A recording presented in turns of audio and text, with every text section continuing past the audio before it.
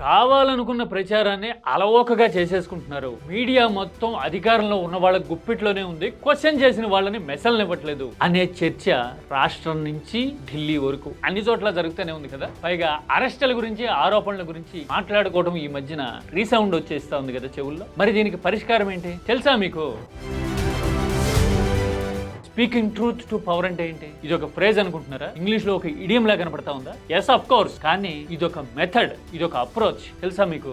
ఈ approach follow అయితే గనక ఏ గవర్నమెంట్ నైనా ఎలాంటి పరిస్థితుల్లో అయినా క్వశ్చన్ చేయడానికి ఛాన్స్ ఉంటుంది, స్కోప్ ఉంటుంది. పబ్లిక్ ఒపీనియన్ ప్రివైల్ అయ్యేందుకు ఖచ్చితంగా అవకాశం, అడ్వాంటేజ్ వచ్చి తీరుతుంది. మరి స్పీకింగ్ ట్రూత్ టు పవర్ అంటే ఏంటో మాట్లాడుకుందాం. ఆ తర్వాత మీడియా ఇన్ఫ్లుయెన్స్ ని ఎలా కట్టేల్ చేయొచ్చు అనడానికి ప్రకాష్ రాజ్ ఈ మధ్య చేసిన సూచన భలే ఇంట్రెస్టింగ్ గా అనిపించింది. ప్రాక్టికల్ గా పాసిబులే, కమిట్మెంట్ ఉంటే అని నాకు అనిపించింది. నేను మీడియా నుంచే వచ్చా కదా, దట్టు పార్టీలతో ఇంక్లైన్ అయిపోయిన మీడియా సంస్థల్లో పనిచేసి వచ్చిన వాడిని కదా. అందుకోసం ప్రకాష్ రాజ్ చేసిన సూచన ఎందుకు ప్రాక్టికల్ గా ఇన్ఫ్లుయెన్షియల్ మనం డిస్కస్ చేద్దాం. అఫ్ కోర్స్ మీకు ప్రకాష్ రాజ్ మీద ఎలాంటి ఒపీనియన్ అయినా ఉండేవండి. పర్సన్స్ మీద ఒపీనియన్ వేరు, సబ్జెక్ట్ గురించి మాట్లాడడం వేరు కదా. అందుకోసమే నిజం మాట్లాడాలనుకుంటే, అధికారంలో ఉన్న వాళ్ళని క్వశ్చన్ చేయాలంటే అసలు అప్రోచ్ ఏంటి, నిజంగా పార్టీలకి చిత్తశుద్ధి ఉంటే గనక మీడియా విషయంలో ఎలాంటి స్టాండ్ తీసుకోవచ్చు అనే రెండు విషయాలు మాట్లాడదాం. ఇది రెండు తెలుగు రాష్ట్రాలకే కాదు, దేశం మొత్తానికి కూడా అప్లికబుల్ అయ్యే, వర్తించే సబ్జెక్ట్. అందుకోసమే చివరి వరకు చూడండి. చూసిన తర్వాత మీ అభిప్రాయాన్ని కామెంట్ చేయండి. Let us discuss about it. ఎందుకంటే ఇది ఇప్పుడు need of the hour and most, అంతకు మించి బర్నింగ్ టాపిక్ కదా. అందుకోసం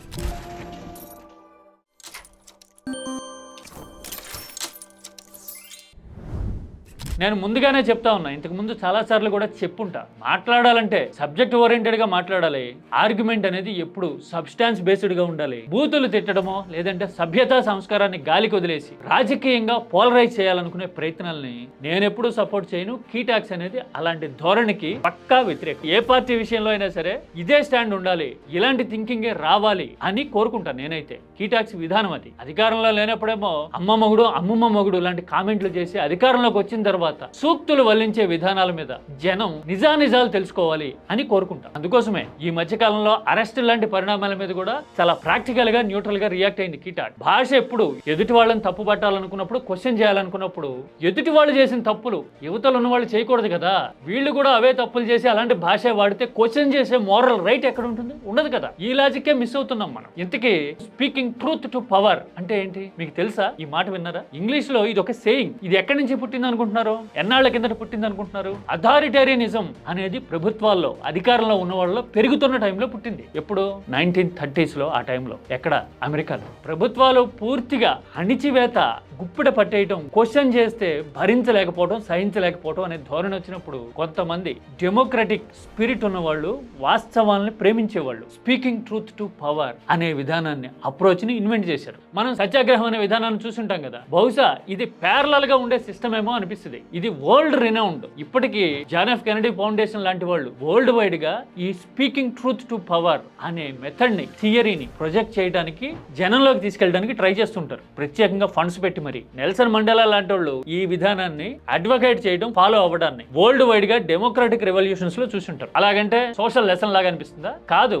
ఇందులో ఒక 3 ఇంపార్టెంట్ అండ్ ఇంట్రెస్టింగ్ ఎలిమెంట్స్ ఉన్నాయి. అవేంటో తెలిస్తే గనక ఎస్, ఏపీ లాంటి రాష్ట్రానికి, తెలంగాణ లాంటి చోట్లకి, ఇండియా లాంటి దేశానికి ఇది నీడ్ ఆఫ్ ద అవర్, ఖచ్చితంగా ఉండాలి ఇలాగా అనిపిస్తుంది. ఏంటా 3? 1 by 1 చెప్తా. First the gather facts. ఏం చేయాలి నువ్వు? ఏదైనా క్వశ్చన్ చేయాలంటే డేటా తీసుకో, నిజానిజాలన్నీ ఒక దగ్గరికి తీసుకురా. ఇదేంటి వాస్తవాలు ఇలా ఉంటే మీరు ఏదో చెప్తున్నారు అని సబ్జెక్ట్ ఓరియంటెడ్ గా క్వశ్చన్ చేయడం, గ్యాదర్ ఫ్యాక్ట్స్ అనేది ఇందులో కీలకమైన ఎలిమెంట్. ఆల్రెడీ ఇది ఫాలో అవుతున్నారు మన దగ్గర ఫలానా వాళ్ళు అని ఏమన్నా తడతా ఉందా మీకు? అంటే అది డెమోక్రటిక్ గా మోస్ట్ సోఫిస్టికేటెడ్ అనిపించే అప్రోచ్. ఇక ఎవరన్నా ఫాలో అవుతున్నారు ఆల్రెడీ అని మీకు తడితే గనక, అంటే ఫ్యాక్ట్స్ ఆధారంగా ఆర్గ్యుమెంట్ చేయటం. అంతే తప్ప ఎదుటోళ్ళు ఇలా జుట్టు ఎగదోసుకుంటూ సినిమా డైలాగులు కొట్టారనుకోండి, అలా మనం కూడా కొట్టొచ్చు అని ఎవరన్నా కొట్టారంటే అటు పవర్ ఉంది, ఇటు పవర్ లేదు. పవర్ లేనప్పుడు విక్టిమైజ్ అవుతారు. అలా అవ్వకూడదు అంటే గ్యాదర్ ఫ్యాక్ట్స్. అందుకోసమే స్పీకింగ్ ట్రూత్ టు పవర్ ఎప్పుడు ఫ్యాక్ట్స్ ని, డేటాని అడ్వకేట్ చేస్తుంది, సపోర్ట్ చేస్తుంది, ప్రమోట్ చేస్తుంది. ఇది పాయింట్ నెంబర్ 1. రెండోది ఏంటో తెలుసా?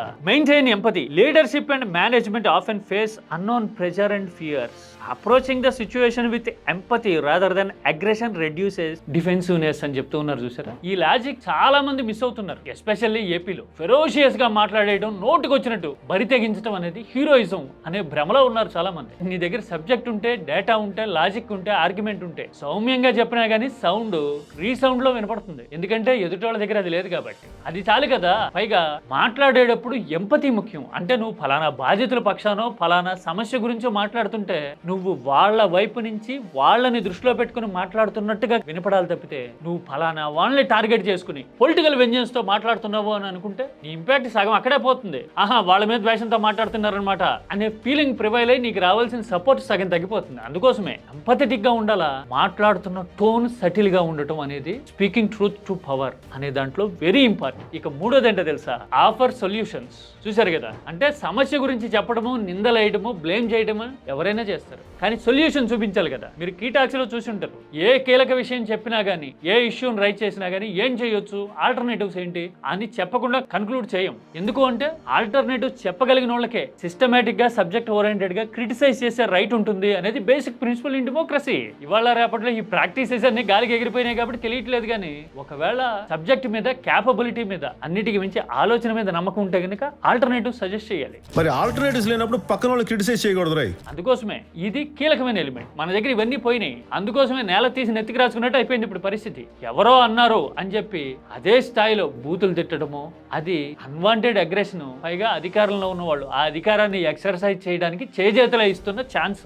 అందుకోసమే ఇప్పుడు స్పీకింగ్ ట్రూత్ టు పవర్ అనే అప్రోచ్, దట్ టు ఈ మూడు ప్రిన్సిపల్స్ ని, అది అపోజిషన్ అయినా కావచ్చు, ఆలోచన ఉన్న వాళ్ళు ఎవరైనా అవ్వచ్చు, వంట పట్టించుకోవడం, ఫాలో కావడం అనేది నీడ్ ఆఫ్ ద అవర్. ఇవి చెప్తే మరి నేను ఇందాక చెప్పిన మండల మోడల్ లాగా అనిపిస్తుంది చాలా మందికి. బట్ ఇంపాక్ట్ ఉండాలంటే, సబ్జెక్ట్ ప్రివైల్ కావాలంటే ఇదే రీజనబుల్ అప్రోచ్. నేను ఒక క్రికెటింగ్ ఎగ్జాంపుల్ చెప్తా. మీకు చూడడానికి ఎక్సైటింగ్ గా రింకు సింగ్ లాంటి వాళ్ళు ఎగిరెగిరి కొడతా ఉంటే కనపడుతుందేమో, కానీ లాంగ్ ఇన్నింగ్స్ ఆడాలంటే ఫార్మాట్ ఏదైనా, వన్-డే, టెస్ట్, T20 ఏదైనా సరే టెక్నికల్లీ సాలిడ్, చూడడానికి అసలు ఫ్లాలెస్ గా, హాయిగా, అన్నిటికీ మించి హీరాయిక్ గా కనపడే కేఎల్ రాహుల్ అప్రోచ్ చాలా బ్యూటిఫుల్. తెలుసా మీకు? వాళ్ళ రేపట్ల పిల్లకాయలకి ఎగిరి ఫెడేల్ అని బాధేసేవాళ్ళు నచ్చుతా ఉన్నారు, కానీ ఫర్ ఎవర్ నిలబడే ఆట తీరంటే ఎవరిది ఈ జనరేషన్ లో? కేఎల్ రాహుల్ కవర్స్ మీద స్ట్రైట్ డ్రైవ్ కొడితే కడుపు నిండంత ఫీలింగ్ వస్తుంది క్రికెట్ అర్థమయ్యే వాళ్ళకి, అవునా కదా? అందుకోసమే స్పీకింగ్ ట్రూత్ టు పవర్ అనేది కేఎల్ రాహుల్ అంటే అప్రోచ్. ఏది పడితే అది మాట్లాడి అడ్డగోలుగా చెలరాగిపోయి ఫేక్ అకౌంట్లు ఉన్నాయి కదా అని నోరు పారేసుకుని, లేదంటే అలా మాట్లాడితేనే లైక్ లో ఫాలోయింగ్ వస్తుంది, ఇన్స్టెంట్ రైజ్ ఉంటుంది అనుకును భ్రమంలో పడితే చీకట్లోకి ఎగిరి దూకినట్టే. అందుకోసమే ఇప్పుడు నీడ్ ఆఫ్ ద అవర్ ఇది. ఇక ఆ తర్వాత ప్రకాష్ రాజ్ ఏదో చెప్పారు అన్నాను కదా, ఏం చెప్పాడు ఆయన ఒకసారి చూడండి. సిద్ధరామయ్య చెప్పాను, మీరు ముందు అన్ని పత్రికలకి గవర్నమెంట్ యాడ్స్ ఇవ్వడం ఆపండి. సిద్ధరామయ్యకి సలహా ఇచ్చేట, మీడియాకి ప్రభుత్వం అడ్వర్టైజ్మెంట్లు ఇవ్వడం ఆపేయాలి అని. మంచి సలహా కదా నిజానికి. ఎందుకని మీడియా ప్రభుత్వానికి, అధికారంలో ఉన్న వాళ్ళకి, ఫలానా పార్టీలకి వంత పాడుతుంది? సామాజిక సమీకరణం సేమ్ అన? అదొక్కటే కాదు, ఆర్థిక ప్రయోజనాలు కూడా ఉంటాయి అందులో. నేరుగా పదవులు తీసుకోవడం చూస్తా ఉన్నాం కదా, నామినేటెడ్ పోస్టులు, ఇన్ఫ్లుయెన్స్ ఉన్నవి. కొందరు అయితే లైవ్ కాంట్రాక్ట్ లాంటివి తీసుకుంటుంటారు.